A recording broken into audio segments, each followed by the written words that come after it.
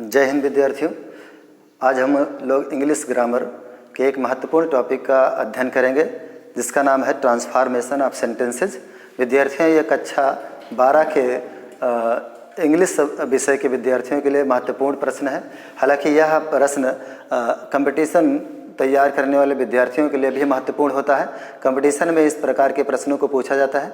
तो विद्यार्थियों, सबसे पहले आप समझ लीजिए कि ट्रांसफॉर्मेशन ऑफ सेंटेंसेस क्या होता है। तो जिसका मतलब हिंदी में होता है वाक्यों का रूपांतरण। यानी वाक्यों का रूपांतरण करने का मतलब है कि वाक्य के रूप को बदला जाए बशर्ते उसका अर्थ न बदले। तो विद्यार्थियों, ट्रांसफॉर्मेशन ऑफ सेंटेंसेस का मतलब है कि कोई भी वाक्य आपको दिया जाएगा और फिर उस वाक्य का आप स्ट्रक्चर बदल सकते हैं, उसका रूप बदल सकते हैं, लेकिन उसका अर्थ नहीं बदल सकते हैं। तो विद्यार्थी, इसके अंतर्गत हम जिस बात का अध्ययन करेंगे उसमें आज का हमारा जो पहला नियम है वो है एडवर्ब टू का रिमूवल करना। यानी ट्रांसफॉर्मेशन ऑफ सेंटेंसेस के अंतर्गत जो हमारा पहला चैप्टर होगा उसके बाद हम उसका अध्ययन कर रहे हैं जिसका नाम है रिमूव टू करना।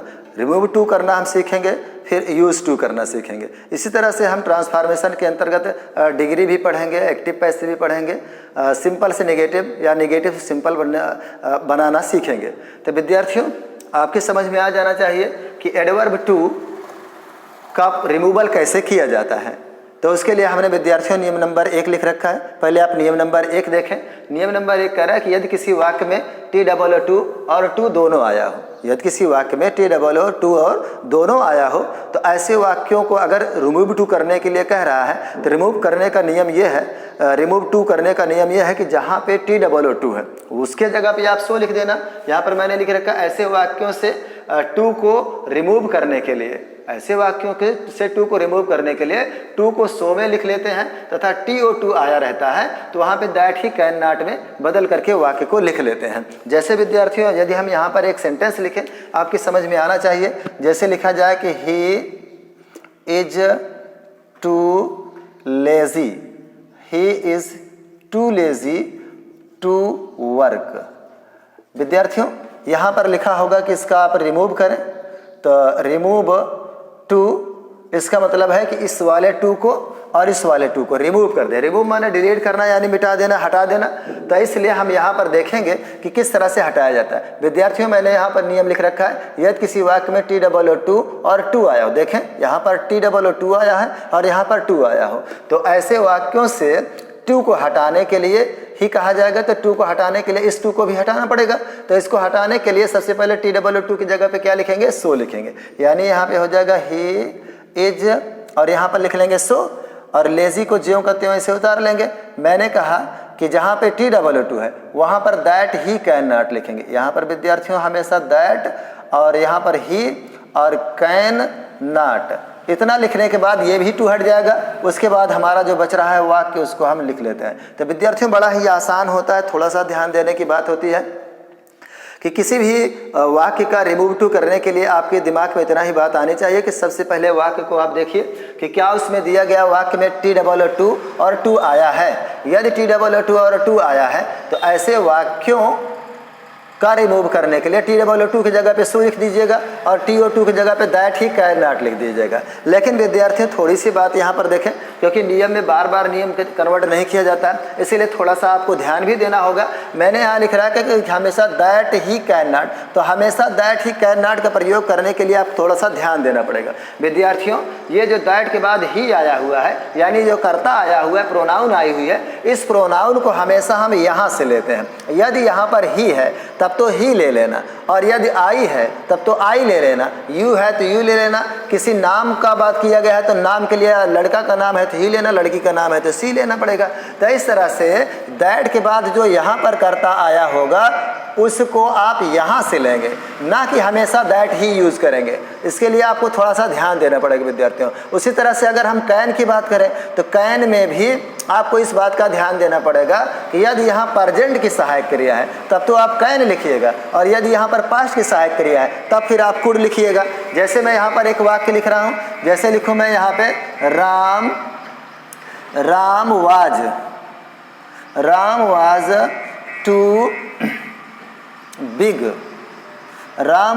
To big to work. यहाँ पर, और यहाँ पर फिर लिखा होगा रिमूव टू कीजिए।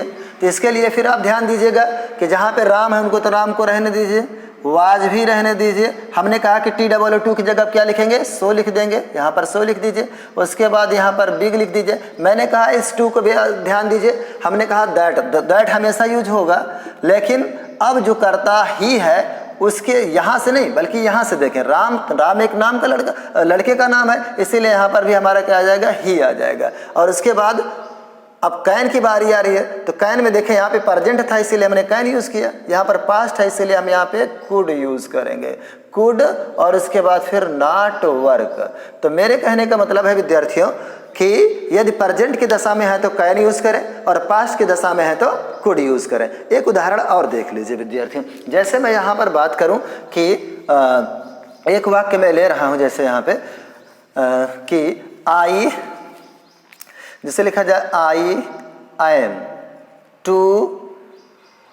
M too poor to buy a car, I am too poor to buy a car. फिर यहाँ लिखा होगा रिमूव टू कीजिए।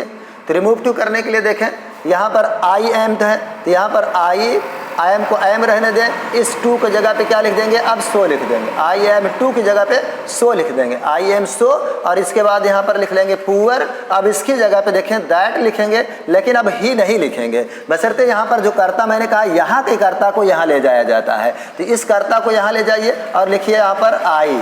अब उसके बाद देखें प्रेजेंट का सहायक क्रिया है, जिसका मतलब यहाँ पर हो जाएगा कैन। अभी यहाँ पर अगर पास्ट होता हम लिख लेते हैं यहाँ पर कुड, लेकिन प्रेजेंट है इसीलिए कैन लिखेंगे, आई कैन।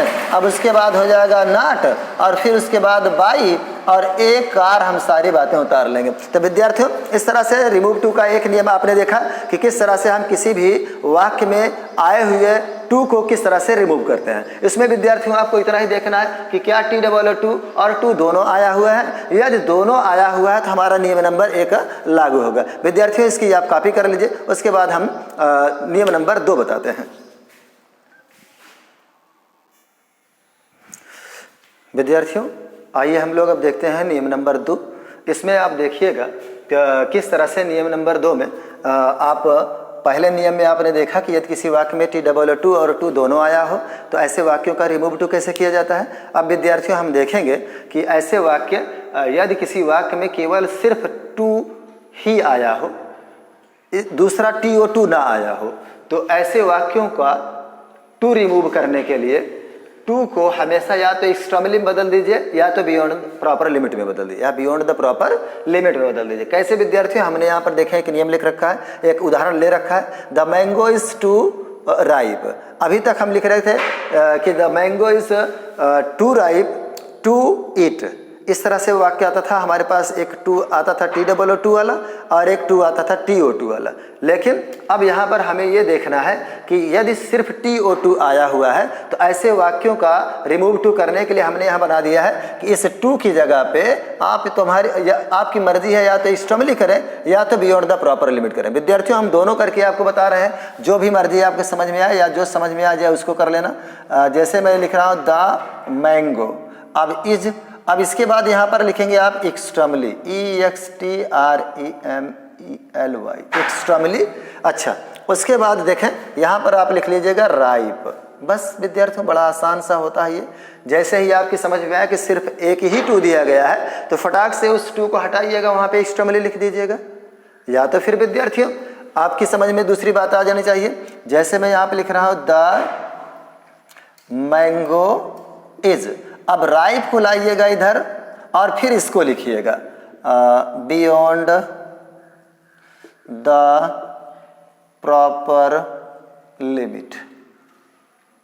ये हो सकता है आपका दोनों वाक्य सही होगा, चाहे इसको करें या इसको करें। विद्यार्थियों दोनों बातें आपको समझ में आनी चाहिए, क्योंकि मान लीजिए हम जब यूज टू करेंगे तो वहाँ पर हमें ये दोनों बातें समझ में आ जानी चाहिए कि एक्सट्रीमली रहेगा तो भी आप समझिएगा कि उसमें केवल एक ही टू का प्रयोग किया गया है, या बियॉन्ड द प्रॉपर लिमिट रहेगा तो वहाँ पर भी आप एक ही टू की बात को समझिएगा। इस तरह से विद्यार्थियों आपने नियम नंबर 2 देखा कि यदि किसी वाक्य में केवल TOO2 ही आया हो तो ऐसे वाक्यों का रिमूव टू करने के लिए हम TOO2 की जगह पे एक्सट्रीमली का प्रयोग कर लेते हैं। विद्यार्थियों एक उदाहरण और देख लेते हैं।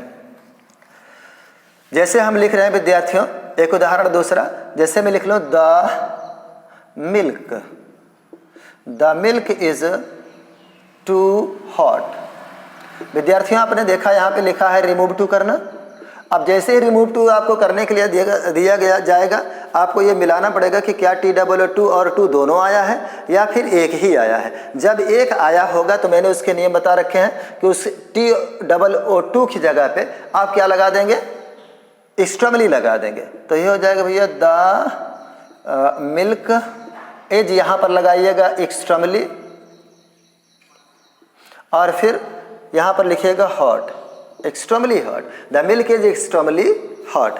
इस तरह से विद्यार्थियों आपने देखा नियम नंबर 2 कि किस तरह से किसी भी एडवर्ब टू के को किस तरह से रिमूव किया जाता है। यदि TOO और टू दोनों आया है तो उसका नियम आप जान गए कि TOO की जगह पे आप हमेशा सो लिखेंगे, और TO2 आया है और उसकी जगह पे आप दैट ही कैन नॉट। बशर्ते ही और कैन नॉट पे आप थोड़ा सा केयर करेंगे कि ही हमेशा प्रारंभिक कर्ता के आधार पर लिया जाता है, और कैन जो होता है वो प्रेजेंट की दशा में कैन और पास्ट की दशा में कुड का प्रयोग किया जाता है। लेकिन विद्यार्थियों अब नियम नंबर 2 में आपने देखा कि यदि सिर्फ TOO आया है तो उस आधार पे आप उस TOO को एक्सट्रीमली में बदल लेंगे। इस तरह से विद्यार्थियों आपने देखा दूसरा नियम। अब विद्यार्थियों हम देखते हैं तीसरा नियम, तब तक इस विद्यार्थियों इसका आप स्क्रीनशॉट ले सकते हैं।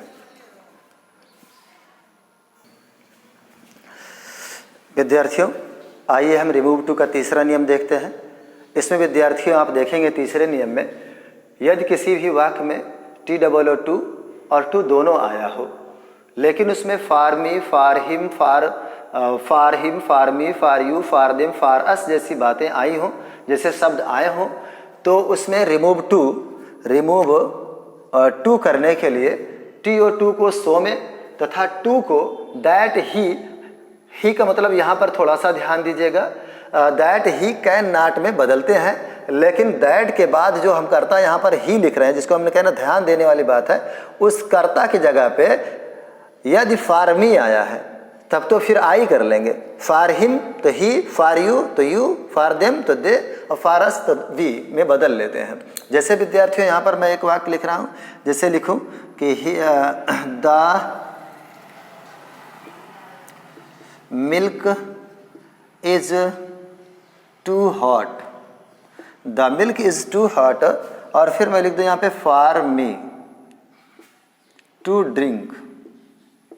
ये the milk is too hot for me to drink में आपने विद्यार्थियों देखा कि यहाँ पर देखें TOO भी आया हुआ है और टू आया है, लेकिन इसमें फॉर मी आया। जैसे विद्यार्थियों एक वाक्य और मैं लिखूं और फिर आपको अंतर बताऊं।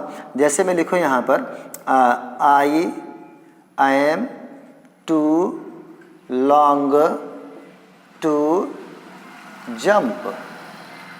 विद्यार्थियों यहाँ पर देखिएगा, यहाँ पर भी TOO और टू आया है, लेकिन इसमें फॉर मी, फॉर हिम ऐसी बातें नहीं आई हैं। तो ये हमारा होता है नियम नंबर 1। इसमें आप क्या करेंगे, इसको TOO को सो में करेंगे, बाकी दैट यहाँ से करता लाएंगे ही, और फिर कैन नॉट, जंप, ये हो जाता है। लेकिन विद्यार्थियों यदि उसमें फॉर हिम, फॉर देम जैसी बातें आई हैं, तो अब यहाँ से करता ना ले करके बल्कि दैट के बगल हम इस हिसाब से करता लगाएंगे। जिस तरह से हम यहाँ पे लिख रहे हैं कि द मिल्क इज, अब इसको तो हम सो में बदलेंगे ही, अच्छा हॉट लिख लेंगे। यहाँ तक तो सेम नियम नंबर 1 की तरह होता है, बशर्ते विद्यार्थियों यहाँ से यदि देखा जाए तो, क्योंकि अब टू को हम दैट ही कैन नॉट बदलेंगे, बशर्ते दैट ही यहाँ पर ही न लिख करके बल्कि हम यहाँ देखेंगे क्या आया हुआ है। यदि फॉर मी आया हुआ है तो दैट के बाद हम यहाँ पे आई लगा देंगे, और उसके बाद यहाँ देखेंगे प्रेजेंट है तो कैन लगा देंगे, पास्ट है तो कुड लगा देंगे, दैट आई कैन, और उसके बाद नॉट,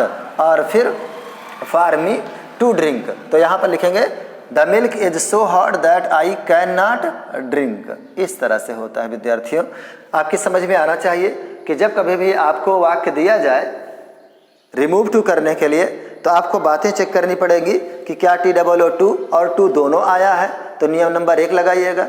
क्या सिर्फ TOO ही आया है, तो वहाँ पर सिर्फ नियम नंबर 2 लगा करके एक्सट्रीमली कर लेना है TOO की जगह पे, और पूरे वाक्य को जो कहते हैं उतार लेना है, या तो फिर बियॉन्ड द प्रॉपर लिमिट कर लेना है। उसका रूल मैंने आपको नियम नंबर 2 में बता दिया है।